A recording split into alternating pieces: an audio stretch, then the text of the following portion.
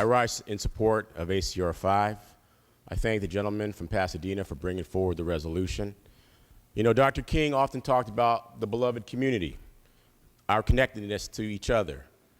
Your struggle is my struggle, and how we are connected. On a day like today, where we recognize Dr. Martin Luther King, and we recognize Korean American Day, and we vote to confirm the first Californian of Latino descent to serve as Attorney General, I believe that we are representing a great example of the beloved community. But when I think about Martin Luther King Day, I think of two things. I think about how we honor the man, his legacy, his leadership, his incredible contributions to our discourse, and his incredible leadership in the civil rights struggle and movement that must be applauded. I also think about how much further we still have yet to go. And Dr. King always talked about the fierce urgency of now. And if you look at any condition that we experience in our communities in California and throughout our nation and throughout our world, we still have the fierce urgency of now.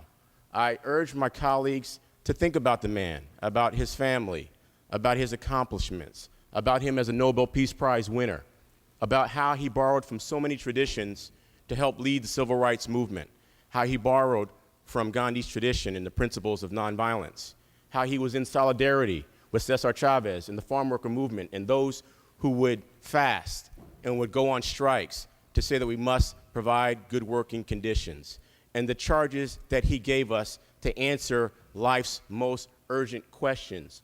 What are we doing for others?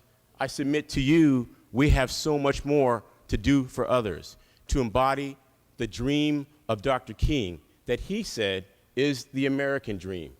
We do that by fighting poverty. We do that by ending homelessness. We do that by ensuring that all Californians have health care. We do that by saying we will never tolerate hate. And as Dr. King often said, in place of hate, there must be love. That we must fight racism.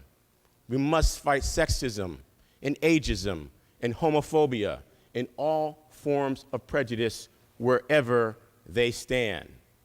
We have to remember that injustice anywhere is a threat to justice everywhere, and that we, the beloved community, must ensure that the dream is a dream that continues to be alive and continue the great legacy of the work of the great Reverend Dr. Martin Luther King.